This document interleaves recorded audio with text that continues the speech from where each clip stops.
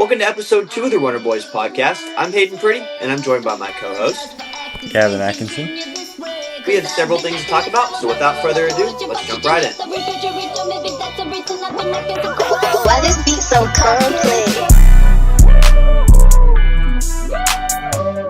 So before our first topic, I just want to get some reactions to running news. So first off, Jane Hedegren's insane 1444.79.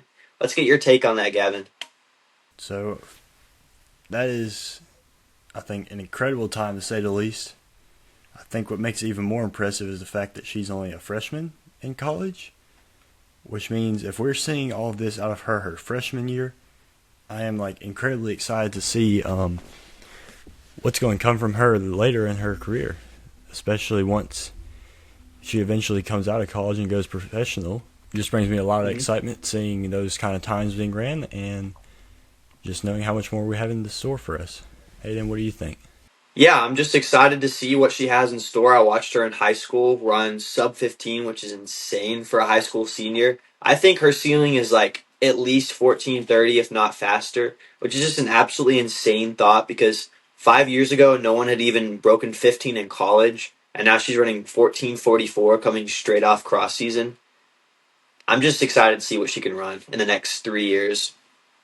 And yeah, like you said, she'll definitely go pro. Loki, she might be the one to break 4 in the mile if she has it in her. All right, so our second piece of news to talk about was at the California International Marathon this year, there was 104 athletes that ran a USA Olympic Trials qualifying time in the marathon, which is just an insane number. Hayden, what do you think about this? Well, I think that they've already moved up the marathon time almost 4 minutes in the last few years. I think 2:16 was already pretty lofty of a qualifying time, and the fact that 104 athletes qualified is just absolutely absurd. That's like a 5:11 pace for 26.2 miles, and I feel like with pro athletes, we sometimes downplay their accomplishments just because, oh well, they're a pro runner. At the end of the day, you're still running 5:10 for 26 miles. Most people can't even run that for one.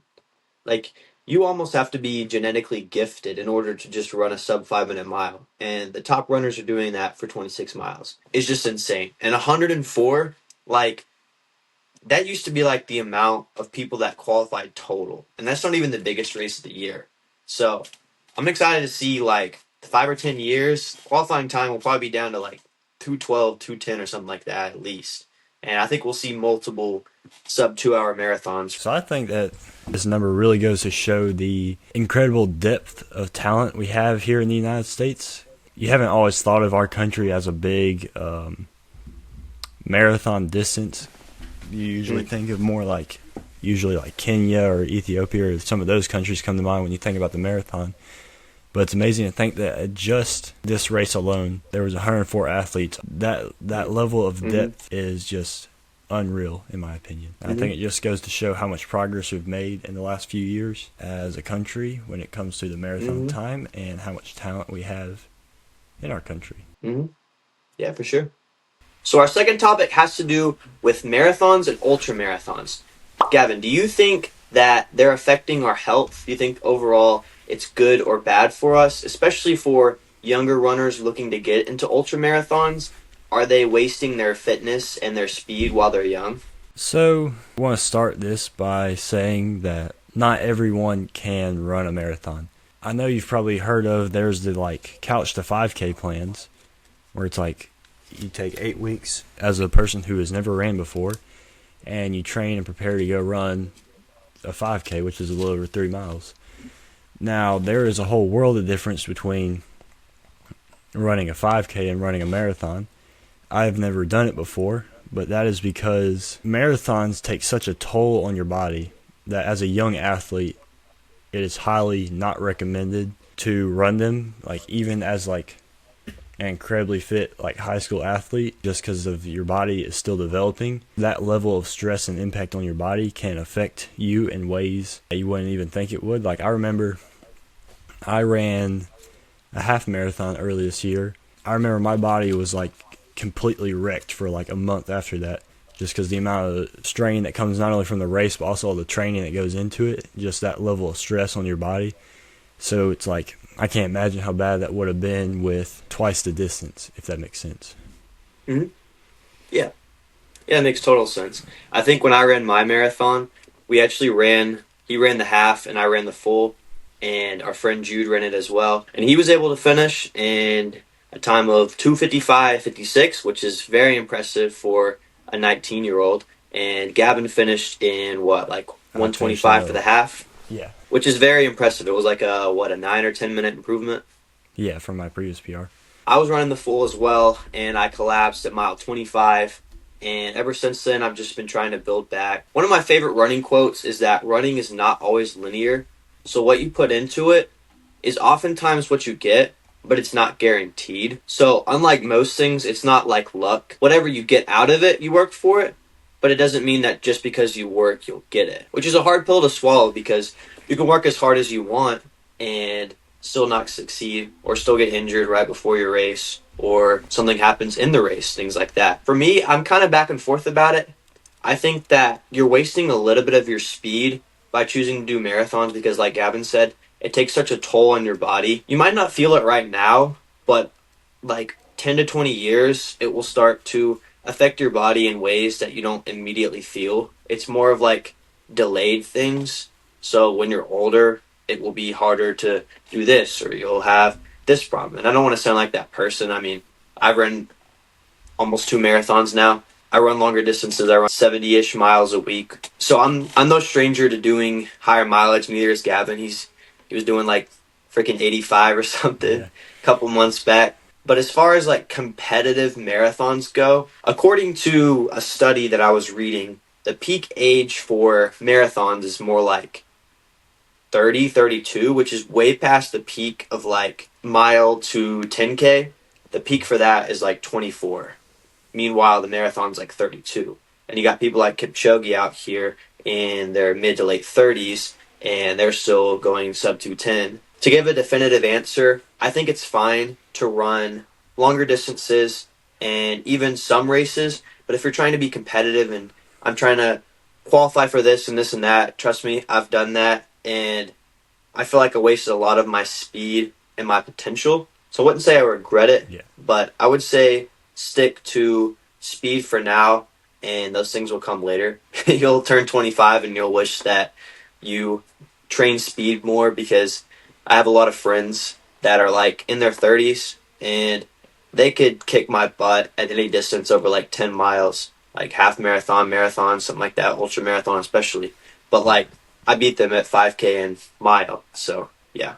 So our second topic is, do you think that strides are important to have in a training schedule? And if so, what is the importance of having them? So for me, when I ran middle school and high school, we would always do strides at every practice and almost every easy run. So total, it would be about 3 or 4 days a week. We would do 4x100 meter strides. Our coach actually did strides a little bit different. We would start off like at a slower pace, and we gradually get faster until like about 90% effort, and then we would slow back down about 10 meters before 100.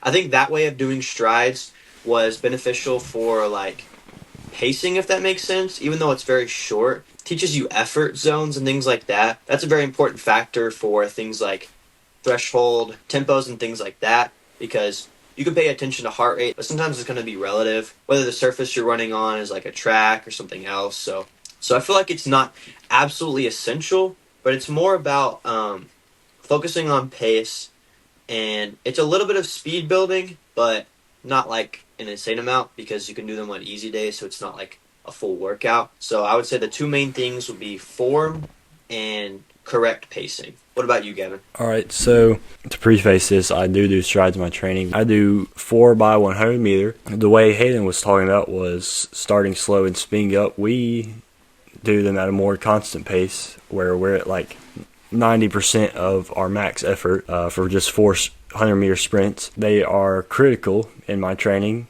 especially since I run the 800 and the 1600. Both of those races involve needing to be able to close quickly to have a finishing kick. So for me, it's not just about pace management, it's about training my sprint abilities while not doing sprint work, if that makes sense.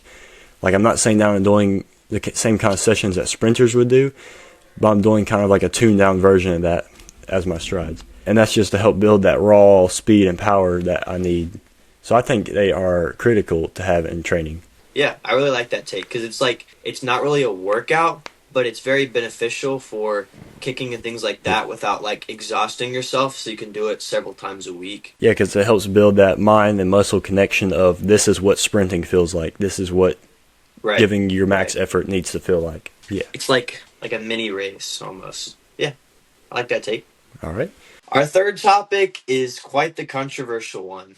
Runfluencers. Have they ruined running, Gavin? So I would say no. Runfluencers or influencers who post running content, I think they have done two things. I think one, they have made the positive thing they've done is they have increased, I wouldn't say awareness of running because it's like everyone kind of knows what running is, but they've helped spread the idea of going out and running every day and having that as like a hobby or a sport that you do versus just, oh no, it's a punishment that coaches give kids. Like they've kind of helped shift that mindset from running is something terrible and you should never do it to, oh, you can find enjoyment in running and it's something you should consider. But on the opposite end of that, I think that they have also painted this picture of if you don't start running and you're not immediately performing well and competing with other people well, that you're just not cut out for it. Mm-hmm. I think some of them have taken away this idea of running looks different for everyone. You're either running like them or you don't run at all. There are definitely some influencers that do a really good job at, especially some that are like pro athletes and are sharing their stories that make sure that people know that what they do is not what the standard should be. There should be no standard at all for running. And I think on the opposite end, there's people that have set this kind of standard of if you're not as fast as me, you're not good enough to be running, if that makes sense. So I think that run influencers overall have been a good thing, but I think they, like anything, do have their downsides. What do you think?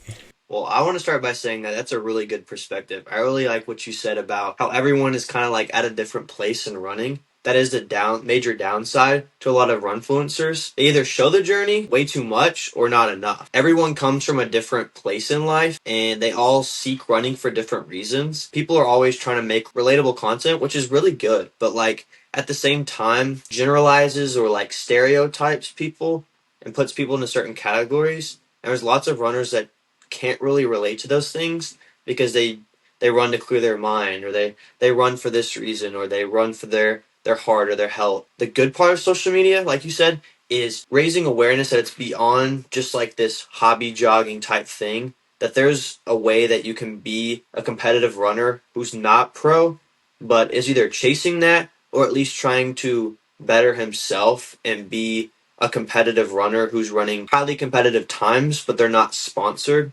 I feel like that in the past 10 years has really emerged due to social media. I feel like before that, from like all other media of TV or things like that, that wasn't really even like a thing with running. It was like either you were pro or you were a hobby jogger who ran 2 miles around their neighborhood, which you're still running. I'm not hating on you for that. The in between, the journey to pro or just running competitively, I feel like has taken off a lot due to runfluencers, and that's a really good part about that. So I want to add something in here real quick to what he was saying about these semi-professionals. Is that one of the upsides of social media is it has allowed people who run full-time to be able to make content off of that and earn a living just by running, even if they're not sponsored by a company, because stuff like YouTube, TikTok, Instagram will now pay people for their content, which gives people the opportunity to make a living without being professional. So I just want to add that in there real quick. But yeah, overall, I think it's a good thing. I think there are some downsides to it, but overall, it brings good awareness to the sport. As long as it's not taken too far, if it's just like people being authentic, looking at a camera and being like, hey, I'm running, or hey, check out what this other person did, and making some documentary style video. As long as it's not all about me, and egotistical, I think it's good.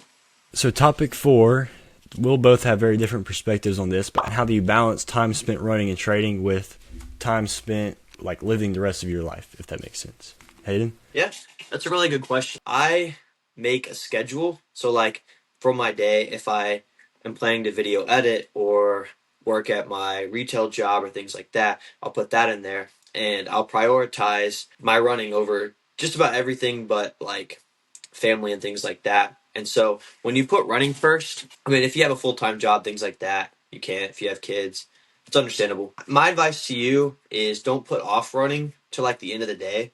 Oftentimes, if you're able to get up early in the morning, that's really the best time to run, in my opinion. People have their preferences. I feel like when you get it done early, then you're more productive the rest of the day. I feel like you should allot a certain amount of time. This is something I found that's very helpful. Count the time you're going to drive there and then drive back, and the time it will probably take you to run that distance. So like for me, when I'm training for like a half marathon or something, I'll do around 10 miles a day. I'll drive about 15 minutes, run for an hour and 15 minutes, and then come back. So my goal is to spend no more than like an hour and 45 minutes running. I'm not just like sitting in my car on my phone, just in that post-run dead stare, scrolling on Instagram. I feel like all of us guys who are watching this podcast probably know that feeling, and I've done that a lot before. So I try to make a schedule for myself, like a certain amount of time, so I can be more productive the rest of the day, and that running isn't the only thing I do. But yeah, Gavin, I know you have a very different life. So Yeah, I graduated high school last year. You're a junior in high school? Yeah, I'm a junior in high school, so unlike Hayden, I still go to school, and part of being on the cross-country team for my school means that, so our day we have 4 blocks, so we have class, and then because I have a sport, my 4th block, which starts at 1:30, so my 4th block class, every day during the week, I have a time set out where I get to go run. So that really takes care of the finding a way to fit running into my day, because I have to be at school anyway, and since I've got practice, I don't really have a choice but to not run during that time. So that makes it pretty easy. But like for weekend long runs and stuff, I usually take Saturday or Sunday off. Whichever one's busier, I take off. And so usually that ends up on Sunday. So it's like if I have something going on in the afternoon, I'll just wake up and do it before I go to church. If not, I'll just come home from church, eat lunch, and then go do my long run. Unlike Hayden, finding time to run isn't as hard for me to do just because my schedule has running built into it. When I've been on break, it's just a matter of just looking at my day ahead of time and thinking, all right, what all I have to do and when would be the best time to go run. I try not to let running take like priority over everything else, because I actually want to have a life that isn't just, I can't do anything today because I have to go run. No, if I get like invited to something, it's like, all right, I'll go to that, and then I'll find some way to make my running fit into that schedule, as opposed to I'm just going to skip stuff to make sure I can run exactly when and where I want to run, if that makes sense. Right. You can't pick and choose always. Our final topic is not something super serious, but it's just a debate. What's the hardest event in track and field, Gavin? All right. Hardest event, in my professionally certified opinion, is the 800. The 800, because it is the most brutal combination of almost full sprint as far as pace is concerned, but it's too long to just full sprint the whole thing. So the 800 basically ends up being a test to see who can get as close to sprinting as possible without collapsing before the end of the race, pretty much. That's what it feels like. I know every time I run it, by the time I get to the finish line, like that last 100 meters, I always feel like I'm about to black out because there's just not enough blood left to get to my head because it's all gone to my legs. It is probably the most painful race I've ever done. I mean, it's fun afterwards when you're like, oh, that was short. I'm glad that's over. But right. For the 2 minutes you're running it, it's absolute hell. Yeah, especially when you hit the second lap and you hit that feeling of you start going lactic, but not in your legs, but also your back and your arms also. It's like you feel the rubbery feeling in your legs everywhere, and you still have half the race to go. So yeah, I would have to say the 800 is the hardest event in track and field. Couldn't agree more, big dog. 800 meter for me. If I had to pick a second event, it'd probably be 3200. That's a really awkward event to pace. I feel like 5K can kind of settle in a little bit, but the 3200 is just kind of awkward. 3 to 4 laps in, you're like, how the frick do I pace this? Because it's not a 5K and it's not a mile, and you either go out way too fast or go out way too slow. But yeah, 800 for difficulty, 3200 for pacing. 800 sucks. Thank you for watching the... Wait, what the frick? I was mid-sentence, so I just like... see gang symbol. Thank you so much for watching episode 2 of the Runner Boys podcast. Tune in 2 weeks when we have a special guest on. Mystery guest. 229 marathoner? Find out. See you later, boys. See y'all. Why this beat so complex?